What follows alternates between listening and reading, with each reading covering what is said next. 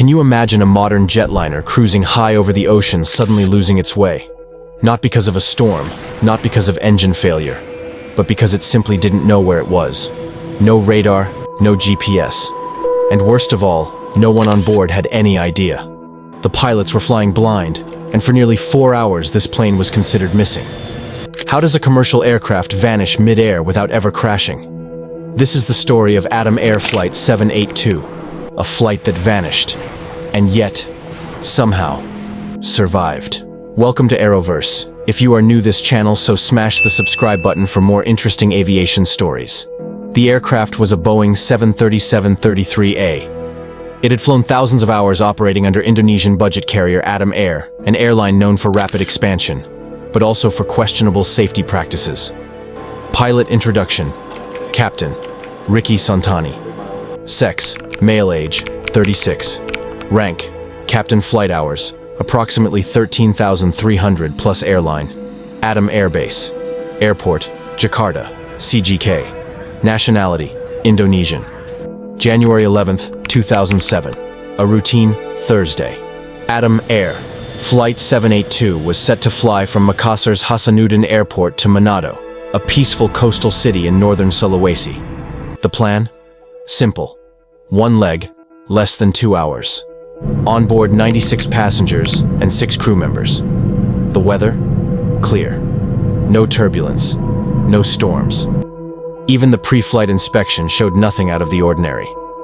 At 12:55 p.m. local time, the 737 took off. The mood on board? Light. Peaceful. No one had the slightest idea what lay ahead.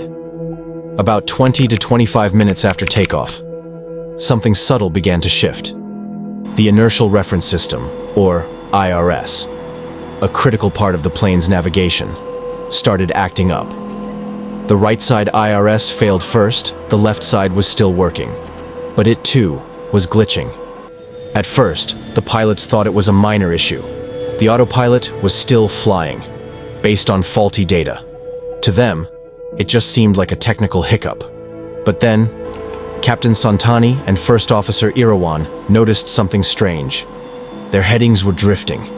The instruments weren't matching up. They tried to cross-check using VOR stations, but they had already left known coverage areas. They reached out to ATC, requesting position verification. But ATC couldn't see them. They weren't on radar. The aircraft was invisible. Back in the cabin, everything felt normal. Drinks were being served. Passengers were reading, napping, chatting. But some people noticed.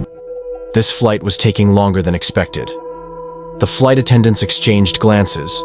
They were confused, but calm.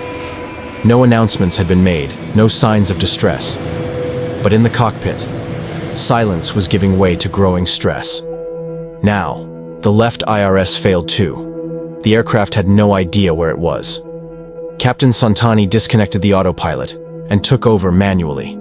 They still had basic instruments: compass, airspeed, altitude, but no directional navigation. They tried picking up VORs and NDB beacons, but every signal was weak, inconsistent, fading. They were now flying over the Flores Sea, vast, remote, empty. Fuel was still okay, but not forever. 2 hours in, on a flight that should have lasted 90 minutes, the truth hit them. They were completely lost. They scrambled across radio frequencies, hoping to hear something, anything, any airport, any help. Finally, they told the cabin crew about the navigation failure, but the passengers? Still sitting quietly, unaware they were miles off course. 3 hours into this nightmare, they heard it. A weak signal, a beacon from Kupang, a city on the island of Timor. Kupang was over 600 kilometers away from their intended destination. But it was something, it was hope. They quickly verified their position. They weren't near Manado, not even close. But they were alive, and they had a place to land. The crew began a wide, sweeping turn toward Kupang. Altitude adjustments, done by sight, heading, based on gut feeling, not computers. For the first time in hours, Kupang ATC picked them up on radar. Controllers were stunned. A jetliner flying manually without navigation. approaching from nowhere. The plane lined up for final approach. The sun was lowering in the west. Captain Santani flew. No autopilot, no flight director, no GPS, just raw skill. At 4:37 p.m., Atom Air Flight 782 touched down in Kupang. The landing was smooth. There were no injuries. The passengers applauded. They had no idea how close they came to vanishing forever. Passengers disembarked like it was any other flight. Some looked around and asked, "Wait, this isn't Manado?" No announcement, no apology, no explanation.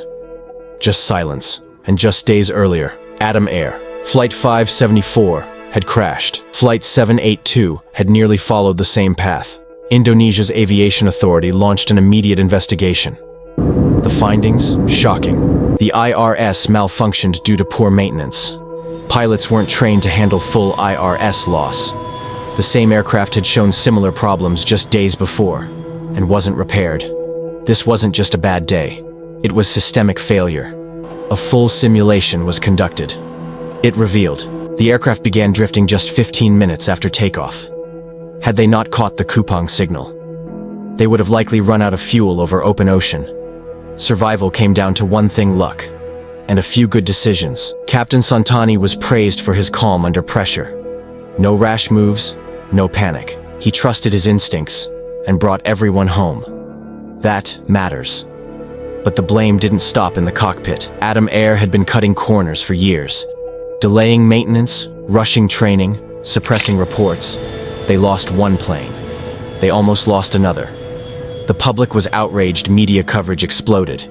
The Indonesian government stepped in. By June 2008, Atom Air was permanently shut down. Flight 782 became a case study, not just in navigation failure, but in organizational collapse. This flight didn't crash, but it was lost. And that feeling of 102 people vanishing silently over the sea is haunting. No debris, no mayday, no goodbye. Just a flight that disappeared, and by some miracle, returned. They didn't die, but for hours, they were gone. And nobody knew sometimes. Surviving is scarier than crashing. If this story left you speechless, hit the subscribe button and join AeroVerse. We tell the true stories of the skies. See you on the next flight, hopefully one that makes its back on time. Thanks for watching.